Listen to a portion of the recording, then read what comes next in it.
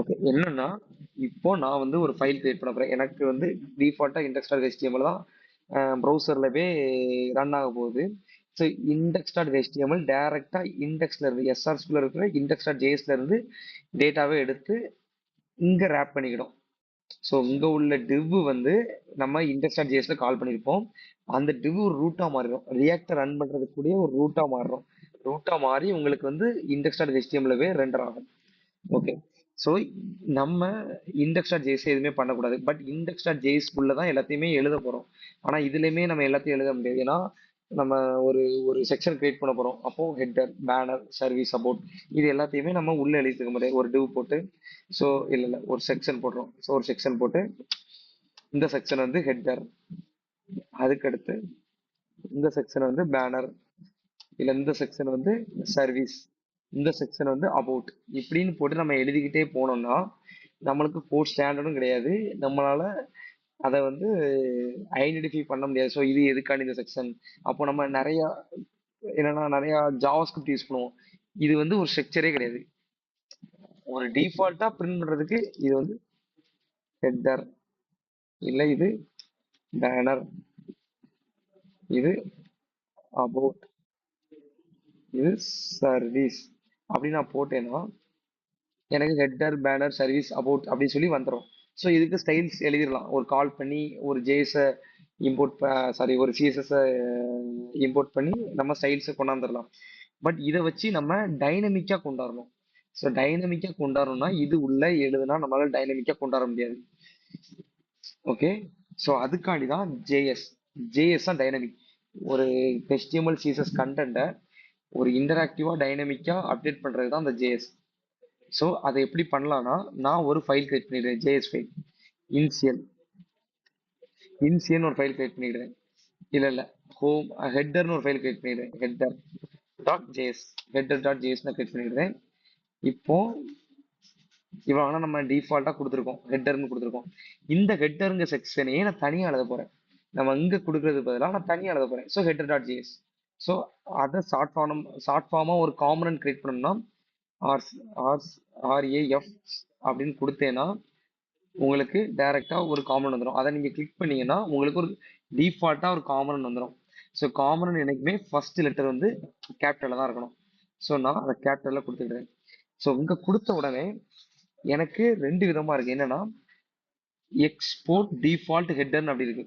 எக்ஸ்போர்ட்னா தெரியும் சார். இம்போர்ட்டும் எக்ஸ்போர்ட்டும் என்ன மீனிங்னா, இம்போர்ட்னா ஒரு இடத்துல இருந்து இன்னொரு இடத்துக்கு இம்போர்ட் பண்றது. எக்ஸ்போர்ட்னா இங்க இருந்து எக்ஸ்போர்ட் பண்றது. ஸோ ஓகே, உங்களுக்கு அண்டர்ஸ்டாண்ட் ஆகும் நினைக்கிறேன். ஸோ என்னன்னா ஒரு இப்போ நிறைய ப்ராடக்ட் வந்து ஸோ ஃபாரின்ல அவைலபிளா இருக்கும். ஸோ அதை என்ன பண்ணுவாங்க, இம்போர்ட் பண்ணி யூஸ் பண்ணுவாங்க. நம்ம ஏரியால இருக்காது. ஸோ அதை இம்போர்ட் பண்ணி யூஸ் பண்ணுவாங்க. ஸோ ஃபாரின்ல எதுவும் தேவைப்படுதுன்னா இங்க இருந்து எக்ஸ்போர்ட் பண்ணுவாங்க. ஸோ அந்த கான்செப்ட் தான் இங்கேயும். ஸோ இந்த ஃபைல் நம்மளுக்கு எதுக்காண்டி எக்ஸ்போர்ட் பண்ணியிருக்கோம்னா இந்த ஃபைலை இன்னொரு இடத்துல எங்க இண்டெக்ஸ் டாட் ஜேஎஸ்ல யூஸ் பண்ண போறோம். ஸோ இண்டெக்ஸ் டாட் ஜேஎஸ்ல யூஸ் பண்ணாதான் நம்மளுக்கு யூஸ் பண்ணாதான் அந்த அவுட்புட் வந்து நம்மளுக்கு வந்து ப்ரௌசர்ல அப்ரோச் ஆகும். ஸோ அப்படி இருக்கும்போது இதை வந்து எக்ஸ்போர்ட் பண்ணணும். எக்ஸ்போர்ட் பண்ணாதான் இண்டெக்ஸ் டாட் ஜேஎஸ்ல இம்போர்ட் பண்ணி நம்மளால யூஸ் பண்ண முடியும். ஓகே, அதை நான் எப்படி இம்போர்ட் பண்றேன்னா பாருங்க. ஸோ ஒரு காம்பனண்ட்டை எப்படி கால் பண்ணணும்னா ஒரு டேக் மாதிரி தான் கால் பண்ணணும். ஸோ எப்படி ஒரு டேக் இருக்கோ அதே மாதிரி தான் கால் பண்ணணும். இதை நான் லெட்டர் நான் ரிமூவ் பண்ணிட்டேன். ஒரு டேக் எப்படி இருக்கோ அதே மாதிரி கால் பண்ணி ஃபினிஷ் பண்ணிடணும். ஸோ இது வந்து இப்போ நான் கொடுத்துட்டேன், எனக்கு இப்போ எரர் அடிக்கும். ஸோ நீங்க ஹெட்டர்னு ஒன்று ஒன்று டெஃபைன் பண்ணியிருக்கீங்க. பட் அந்த ஹெட்டருங்கிறது எனக்கு இந்த ஃபைலே இல்லை அப்படின்னு சொல்லுது, ஒரு எரர் த்ரோ பண்றது. ஸோ எதுக்காண்டினா நம்ம அதை இம்போர்ட் பண்ணல. ஸோ அதை இம்போர்ட் பண்ணணும்னா இதை அப்படியே செலக்ட் பண்ணிடுங்க. நார்மலா செலக்ட் பண்ணி கண்ட்ரோல் ஸ்பேஸ் அடிச்சீங்கன்னா அது காமிக்கும். ஸோ இது இம்போர்ட் பண்ணலாமான்ட்டு. இதை நீங்க கிளிக் பண்ணிட்டீங்கன்னா இது இம்போர்ட் ஆயிரும். ஓகே, புரியுதா? So import header from dot slash header அப்படிங்கிற ஒரு ஃபோல்டர்ல இருந்து, ஏன்னா ஒரே சேம் ஃபோல்டர்ல தான் இருக்கு. அதான் டாட் ஸ்லாஷ் ஹெட்டர். ஹெட்டருங்க ஜேஎஸ்ல இருந்து உங்களுக்கு இம்போர்ட் ஆயிட்டு இப்போ நீங்க பாத்தீங்கன்னா அந்த ஹெட்டரே இங்க இருக்கு. இப்போ நீங்க இந்த ஹெட்டர் நீங்க அந்த கொடுத்துருக்க ஹெட்டருக்கு என்னனாலும் நீங்க டிஃபைன் பண்ணலாம். இப்போ ஹெட்டர் அதுக்கடுத்து ஒரு யூஎல் போட்டு ஒரு நேம் போட்டு, ஸோ நார்மலாக ஒரு ஹெட்டர்னா எப்படி இருக்கும், ஒரு யூஎல், அடுத்து ஒரு எல்ஐ அப்படின்னு யூஸ் பண்ணி ஃபர்ஸ்ட்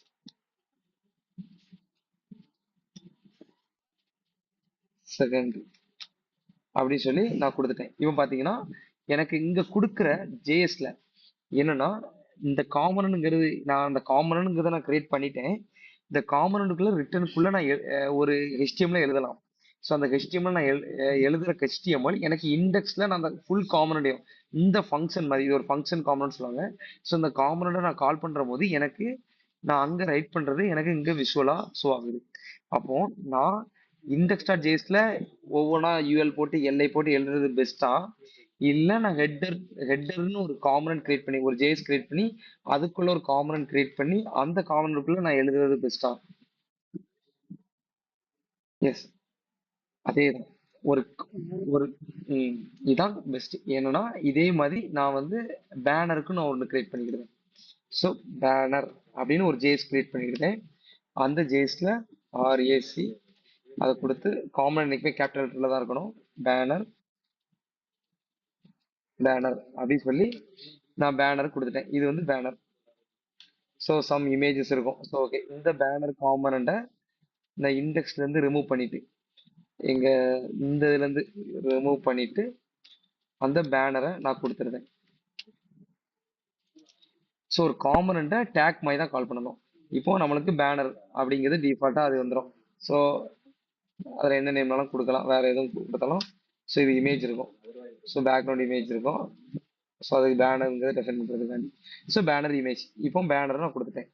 ஸோ இப்போ காம்பனண்ட்ல நான் இங்க எதுக்காண்டி கொடுக்கக்கூடாது, எதுக்காண்டி இங்க எழுதி கொடுக்கேன்னா மெயின் ரீசன் இப்படி கொடுக்கறது மட்டும் இல்லை, இன்னொரு ரீசன் உண்டு. என்னன்னா ஜாவா ஸ்கிரிப்டையும் உள்ள எழுதிக்கலாம். ஸோ ஒரு ஜேஎஸ்எக்ஸ் ரியாக்ட்ங்கிறது ஒரு ஜேஎஸ்எக்ஸ் என்னன்னா HTML-க்குள்ளே ஜாவா ஸ்கிரிப்டை யூஸ் பண்ணிக்கலாங்கிறது தான் ஒரு மெயின் கான்செப்ட். ஸோ நான் என்னன்னா ரிட்டனுக்கு மேலோடி நான் ஜேஎஸ் யூஸ் பண்ணிக்கலாம். ரிட்டனுக்கு மேலோடி நான் வந்து ஜேஎஸ் கோடு நீங்க என்ன எழுதுவீங்களோ அதை நம்ம யூஸ் பண்ணிக்கலாம். ரிட்டனுக்கு கீழே நம்ம HTML யூஸ் பண்ணிக்கலாம். அதே HTML-க்குள்ளேயும் நான் ஜேஎஸோட வேரியபிள்ஸ் யூஸ் பண்ணிக்கலாம். ஸோ இதுதான் இந்த காமனோட ஒரு அட்வான்டேஜ். இப்போ நான் வந்து ஒரு வேரியபிள் எப்படி கிரியேட் பண்ணுவீங்க, கான்ஸ்ட் ஒரு நார்மல் அப்படின்னு நான் கிரியேட் பண்றேன். அந்த வேரியபிளை எக்ஸாம்பிள் அப்படின்னு நான் சொல்லி நான் கிரியேட் பண்ணிட்டேன். இப்போ இதை நான் லாக் யூஸ் பண்றேன்.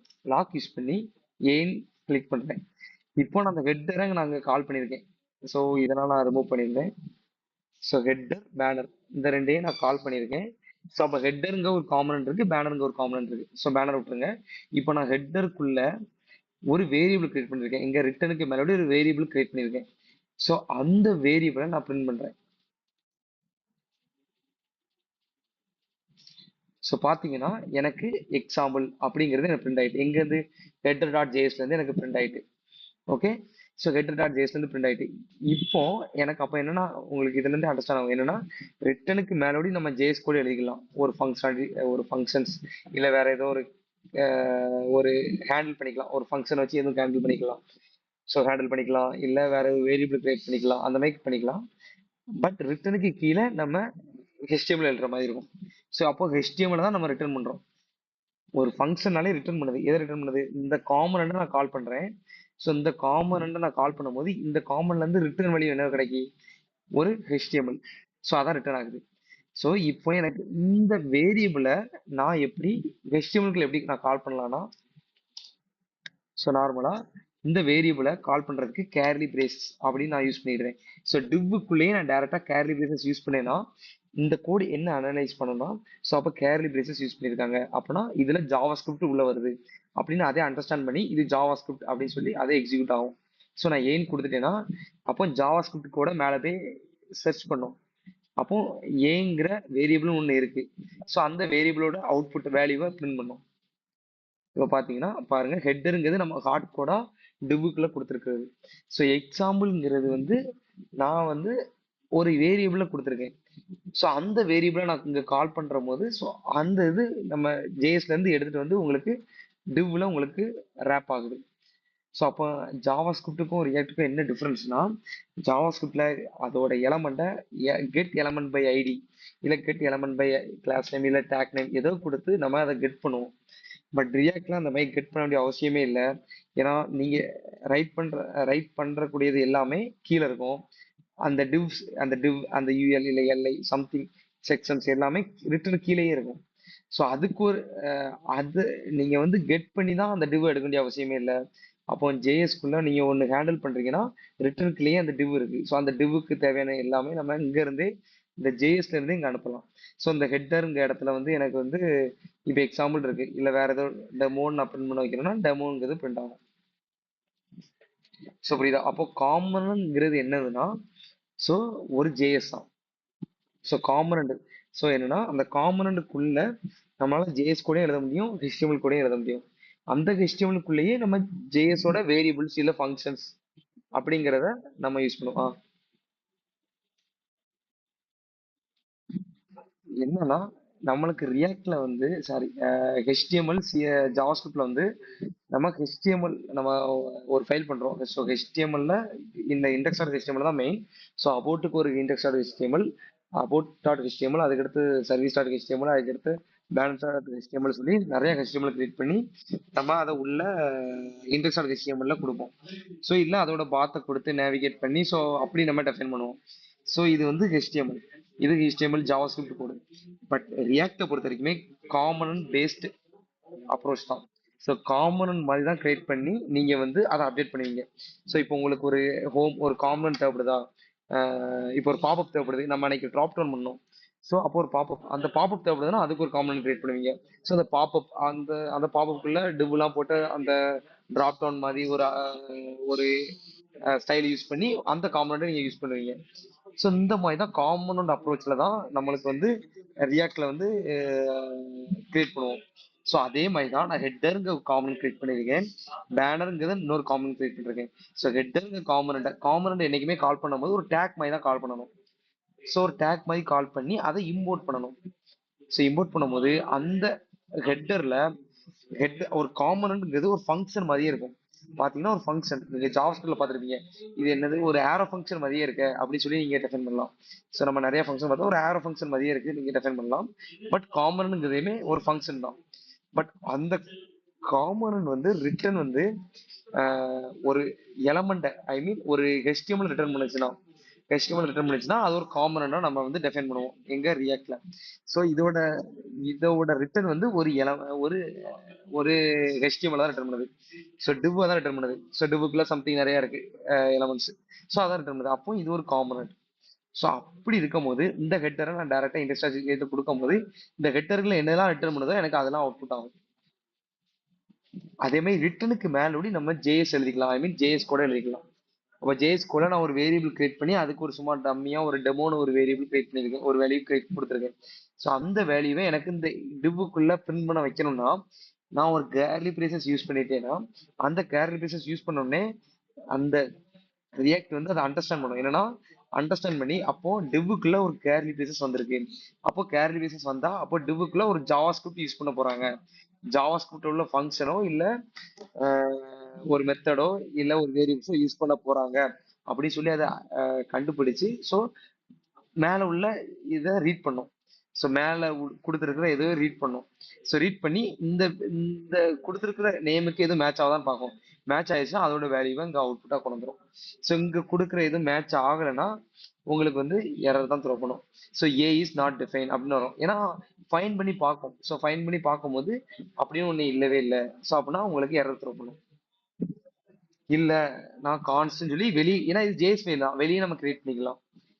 ஸோ அப்படி இருக்கும்போது இது ஒரு நார்மலா ஒரு ஜேஎஸ் ஃபைல் தான். ஸோ அப்போ நான் வெளியே நான் கிரியேட் பண்ணி அதே டெமோ அப்படின்னு நான் கொடுக்குறேன். ஸோ கொடுக்கும் போது இங்க எதுவுமே இல்லைன்னா மேல இருக்க ஏவை இதை எடுத்துட்டு வந்து உங்களுக்கு அவுட்புட்டா ஷோ பண்ணும். ஸோ இதுதான் காம்பனண்ட். ஸோ காம்பனண்ட்னா ஒண்ணுமே கிடையாது, ரிட்டர்ன் வந்து HTML இருக்கும். அது காம்பனண்ட்டுக்குள்ள ரிட்டர்னுக்கு மேலோடி எழுதுக்கலாமே ஜேஎஸ். ஓகே. ஸோ ஜேஎஸ் ஒரு காம்பனன்ட் வந்து நம்ம டேரக்டா இண்டஸ்ட்ரியல் ஜேஸ்ல ரேப் பண்றோம். பட் அப்படி ரேப் பண்ணக்கூடாது. நான் ஃபர்ஸ்ட் இங்க ரேப் பண்ணி காமிப்பேன். அதுக்கடுத்து இன்னொரு இடத்துல ரேப் பண்ணி காமிப்பேன். அந்த இதை மொத்தமா இங்க எடுத்துட்டு வருவேன்.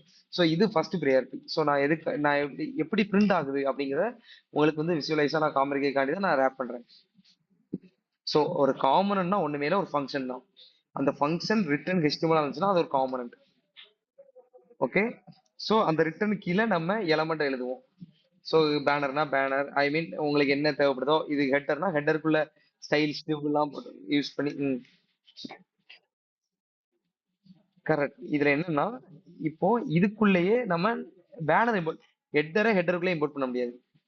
ஸோ புரியுதா? ஸோ ஹெட்டரை எழுதிக்கோ, ஹெட்டரை இம்போர்ட் பண்ண, பட் பேனரை இதுக்குள்ளே இம்போர்ட் பண்ணலாம். ஸோ நான் பேனரை கால் பண்ணி, இப்போ நான் பேனர் எனக்கு இங்க வேண்டாம், எனக்கு ஹெட்டருக்குள்ளேயே நீ கொண்டு வா. ஹெட்டருக்குள்ள ஹெட்டருக்குள்ள எனக்கு ரெண்டாவது எல்லையில கொண்டு வா அப்படின்னா, நான் பேனரை கொடுத்து அந்த பேனரை நான் இம்போர்ட் பண்றேன். ஸோ அப்படி இம்போர்ட் பண்ணும்போது எனக்கு பாருங்க, அந்த ரெண்டாவது எல்லையிலே பேனர் இமேஜ், அந்த பேனரோட காம்பனன்ட் ஃபுல்லாமே எனக்கு வந்துச்சு. ஸோ இதான் ஒரு இடத்துல எக்ஸ்போர்ட் பண்றோம், இன்னொரு இடத்துல இம்போர்ட் பண்றோம். அது எங்கனாலும் எக்ஸ்போர்ட் பண்ணீங்கன்னா எங்கனாலும் இம்போர்ட் பண்ணிக்கலாம். ஒரு ஏரியா, ஒரு கண்ட்ரில இருந்து நம்ம ஒரு ப்ராடக்ட் இம்போர்ட் பண்றோம்னா, ஸோ எக்ஸ்போர்ட் பண்றோம்னா அந்த ப்ராடக்ட்டை எங்கனாலும் இம்போர்ட் பண்ணிக்கலாம். ஸோ புரியுதா? ஸோ அது அந்த கான்செப்ட் தான் இங்க. ஸோ நம்ம பேனரை எக்ஸ்போர்ட் பண்ணிருக்கோம், இங்க இம்போர்ட் பண்ணிருக்கோம். ஸோ ஸோ இதான் காமன். ஸோ காமன்ங்கிறது வந்து ஒரு ஃபங்க்ஷன்ஸ் தான். இப்போ இந்த காமனை நம்ம எக்ஸ்போர்ட் பண்ணிருக்கோம். ஸோ இம்போர்ட் பண்ணதை நம்ம பார்த்தாச்சு, எக்ஸ்போர்ட் பண்ணிருக்கோம். ஸோ எக்ஸ்போர்ட்ல டிஃபால்ட் அப்படின்னு சொல்லி ஒரு எக்ஸ்போர்ட் இருக்கு.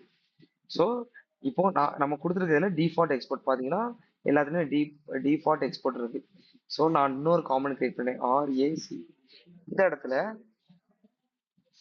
என்டர் கொடுத்தேன்னா இதுல எக்ஸ்போர்ட், இதை விட்டுருங்க. இப்போ எக்ஸ்போர்ட் கான்ஸ்ட் ஹெட்டர் அப்படின்னு இருக்கு. இப்போ இதுக்கு நான் இன்னொரு ஃபைல் வச்சுக்கிறேன், ஹெட்டர்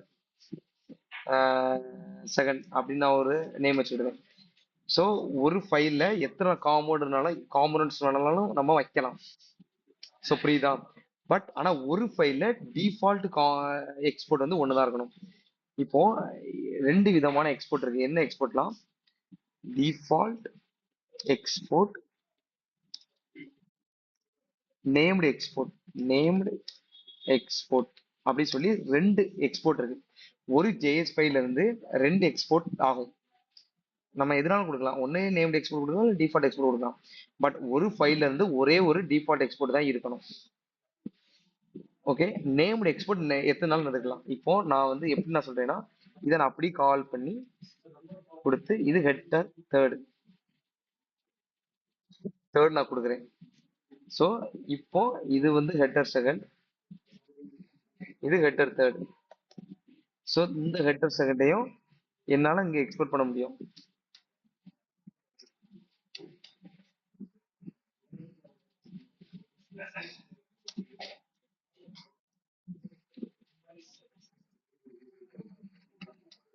ஸோ இங்க ஹெட்டர் செகண்டையும் ஹெட்டர் தேர்டையும் என்னால எக்ஸ்போர்ட் பண்ண முடியும். பாத்தீங்கன்னா இப்போ நீங்க பாருங்க, ஹெட்டருக்குள்ள பேனரே நம்ம இம்போர்ட் பண்ணிருக்கோம். அப்போ பேனரோட டேட்டாவும் வந்துச்சு. ஸோ அதுக்கடுத்து ஒரு காமன் இம்போர்ட் பண்ணுவோம், ஹெட்டர் செகண்டையும் ஹெட்டர் தேர்டையும் இம்போர்ட் பண்ணிருக்கோம். ஸோ அப்போ புரியுதா? அப்போ ஒரு ஜேஎஸ் ஃபைல இருந்து எத்தனை காமன்னாலும் கிரியேட் பண்ணிக்கலாம். ஓகே. இப்போ ஒரு புரியுதா? ஸோ ஆனா என்ன பிரச்சனைனா, டிஃபால்ட் எக்ஸ்போர்ட் வந்து ஒண்ணுதான் இருக்கணும். நேம்டு எக்ஸ்போர்ட் வந்து நிறைய எத்தனை நாளும் இருந்துக்கலாம். பாத்தீங்கன்னா இது வந்து நேம்டு எக்ஸ்போர்ட் சொல்லுவாங்க. ஏன்னா டைரக்டா எக்ஸ்போர்ட் பண்றது, ஹெட்டர் தேர்டை வந்து டைரக்டா எக்ஸ்போர்ட் பண்ணுவாங்க. ஸோ இதை வந்து ரியல் டைம் எக்ஸாம்பிள் நம்ம என்ன சொல்லலாம்னா, இப்போ ஒரு கண்ட்ரில இருந்து இப்போ ஐ ஐபோன்ஸ் எல்லாமே எக்ஸ்போர்ட் பண்றாங்க. பட் ஐபோன்ஸ் தான் மெயின். பட் ஐபோனோட கேஜெட்ஸ்லாம் இருக்கும் தெரியுமா? ஸோ ஐபோனோட கேஜெட்ஸ்லாம் அந்த சார்ஜ்வேர், ஸோ அந்த இது எல்லாமே அது கூட சேர்ந்து வரும். சார்ஜ்வேர், அடுத்து ஸ்மார்ட் வாட்ச், இது எல்லாமே அது கூட சேர்ந்து ஷிப்ல வரும். ஸோ அது என்னன்னா ஐபோன்ஸ் தான் இங்க வந்து இந்தியாவில் வந்து என்ட்ரி பண்ணுவாங்க. ஸோ ஐபோன்ஸ், ஐ மீன் ஆப்பிள் ப்ராடக்ட் தான் வருது, ஐபோன்ஸ் தான் மெயின் ப்ராடக்ட் தான் வருது அப்படின்னு சொல்லி. ஸோ அதே தான், அதை என்ட்ரி பண்ணாலும் அது கூட இருக்கிற நேம்டு இன்புட்ஸ் தான் அந்த கேஜெட்ஸ்னு வச்சு எக்ஸாம்பிளுக்கு வச்சுக்கிடுங்க. ஸோ அப்போ என்னன்னா, ஒரு ஃபைல்ல இருந்து ஒரே ஒரு டிஃபால்ட் எக்ஸ்போர்ட் தான் இருக்கணும். ஒரு ஃபைல்ல இருந்து எத்தனை நேம்டு எக்ஸ்போர்ட்னாலும் இருக்கலாம். புரியுதா? ஸோ இதுதான் ரியல் டைம் எக்ஸாம்பிள் நான் சொல்றேன். ஸோ அப்போ என்னன்னா, நீங்க ஒரு ஒரு ஜேஎஸ் ஃபைல் கிரியேட் பண்றீங்கன்னா அந்த ஜேஎஸ் ஃபைல் எதுக்காண்டி ஜேஎஸ் ஃபைலா இருக்கணும் ரெஃபர் பண்றது. இப்போ நீங்க ஒரு வேரியபிள் கிரியேட் பண்றீங்க, அந்த வேரியபிள் எதுக்காண்டி, ஸோ என்னோட யூசர் நேம் ஸ்டோர் பண்றதுக்காண்டி உள்ள நேம். அப்போ அதுக்கு அந்த வேரியபிளுக்கு என்ன நேம் கொடுப்பீங்க, யூசர் நேம் கொடுப்பீங்க. இந்த இடத்துல யூசர் நேம் அப்படின்னு சொல்லி கொடுத்து அதுக்கு ஒரு நேம் செட் பண்ணுவீங்க. ஸோ அப்போ அது அது எதுக்காண்டி, அது யூசர் நேம் ஸ்டோர் பண்றதுக்காண்டி. அப்போ இந்த ஜேஎஸ் ஃபைல் எதுக்காண்டி மெயினா, அப்போ இது ஹெட்டருக்காண்டி, ஹெட்டர் கொடுக்குற ஒரு ஜேஎஸ் ஃபைல். அப்போ அதை அப்போ அதே மாதிரி ஒரு காம்பனண்ட்டை கிரியேட் பண்ணி அதை டிஃபால்ட் எக்ஸ்போர்ட்டா வச்சுக்கணும். ஸோ அப்போ இந்த ஹெட்டருக்கு தேவையான டேட்டாஸ் என்னெல்லாம் இருக்கோ அந்த சின்ன சின்ன டேட்டாஸ் எல்லாமே, இப்போ ஹெட்டருக்கு தேவையான ஒரு டேட்டா வருது, ஒரு வேரியபிள் வருது, அதெல்லாம் நேம்டு எக்ஸ்போர்ட்டா நம்ம செட் பண்ணிடலாம். ஸோ ஒண்ணுமே இல்லை, எக்ஸ்போர்ட் நேம்டு எக்ஸ்போர்ட்டை டைரக்டா நம்ம இதிலே கொடுக்க மாதிரி வரும். டைரக்டா இப்போ எக்ஸ்போர்ட் டைரக்டா கொடுக்க மாதிரி வரும்.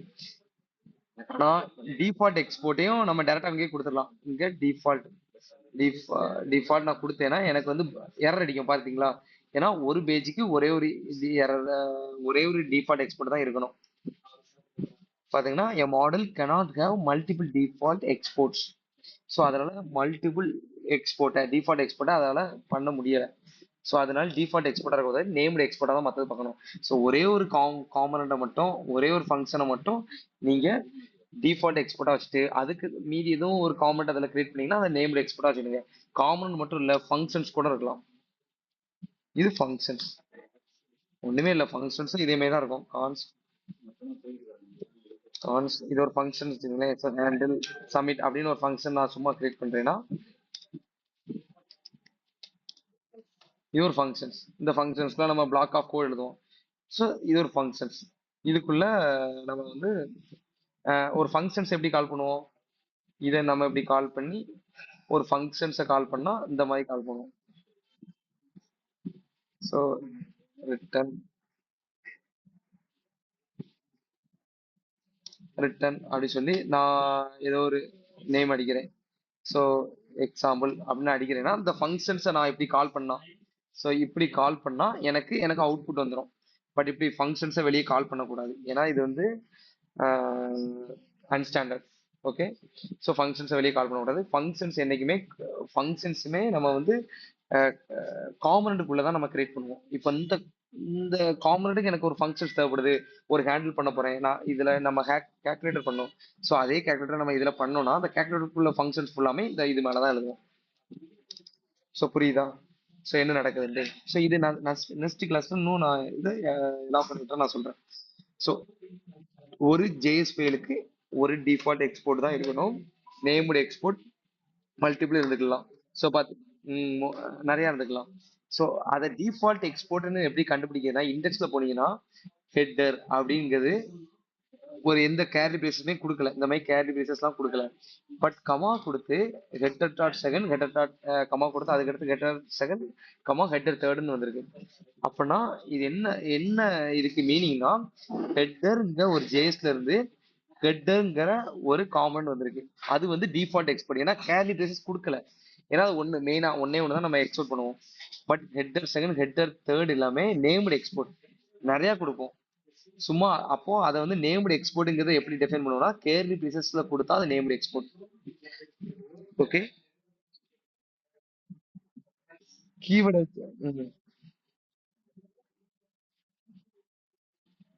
கரெக்ட், டிஃபால்ட்டை வச்சு நம்ம கண்டுபிடிச்சிடலாம். ஸோ டிஃபால்ட் எக்ஸ்போர்ட்னா டிஃபால்ட் கீவேர்டு கொடுத்தா டிஃபால்ட் எக்ஸ்போர்ட்டர். அப்போ இந்த காம்பனண்ட்டுக்கு ஒரே ஒரு டிஃபால்ட் எக்ஸ்போர்ட் இருக்கு. சரி ஓகே, டிஃபால்ட்னு ஒரு ஹெட்டர் காம்பனண்ட்டை நம்ம எக்ஸ்போர்ட் பண்ணிட்டோம். ஸோ மீதி எல்லாமே நேம்ல பண்ணலாம் சொல்லி நேம்ல பண்ணிடலாம். பட் இங்க இந்த இதுக்கு மீனிங் என்னன்னு நம்ம தெரிஞ்சுக்கணும்னா, அதுதான் என்னன்னா, டிஃபால்ட் எக்ஸ்போர்ட்டர் டைரக்டா கேரி ரிசஸ் கொடுக்கண்டா, நேம்டு எக்ஸ்போர்ட்டுக்கு கேரி ரிசஸ் கொடுத்தாகணும். புரியுதா. அப்போ ஒரே ஃபைல்ல இருந்து 3 காம்பனண்ட் வந்திருக்கு. பாத்தீங்கன்னா ஒரே ஹெட்டர் டாட் ஜேஎஸ்ல இருந்து 3 காம்பனண்ட் நம்மளுக்கு வந்திருக்கு. அத ஃபர்ஸ்ட் காம்பனண்ட் டிஃபால்ட் காம்பனண்ட், மீதி உள்ள காம்பனண்ட் எல்லாமே named component. So named export உள்ள காம்பனண்ட். ஸோ புரியுதா. ஸோ இதை ஐடென்டிஃபை பண்றதுக்கு தான் நான் ஒரு எக்ஸாம்பிள் நான் சொன்னேன்.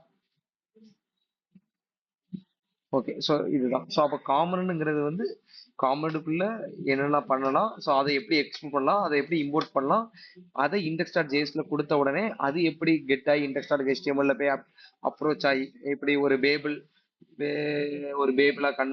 பேபிள் மூலமா ஒரு டிரான்ஸ்பேலா கன்வெர்ட் பண்ணி எப்படி அப்ரோச் ஆகுறது எல்லாமே உங்களுக்கு இப்போ ஒரு ஐடியா கிடைச்சிருக்கும். ஸோ பேபிள்னா என்ன அப்படிங்கிறது உங்களுக்கு தெரியும். எதனா ஒரு சும்மா ஜஸ்ட் ஒரு நாலேஜுக்காண்டி தெரிஞ்சுக்கிறதுக்காண்டி அது உள்ள நம்ம உள்ள போக முடியும். ஸோ இப்படிதான். அப்போ ஒரு காம்பனண்ட்டை ஒரு கிரியேட் பண்ணா அந்த காம்பனண்ட் எப்படி கால் பண்ணணும்? இப்படி கால் பண்ணா அந்த காம்பனண்ட் கால் பண்ணிடலாம். ஓகே. ஸோ இப்படி கால் பண்ணா அது காம்பனண்ட். இதே நான் ஹெட்டரை, ஸோ இதே நான் பேனர் இருக்கு. இந்த பேனரை, சாரி, இந்த ஹெட்டருக்குள்ளே இந்த ஹெட்டர் செகண்ட் இருக்கு. இந்த ஹெட்டர் செகண்ட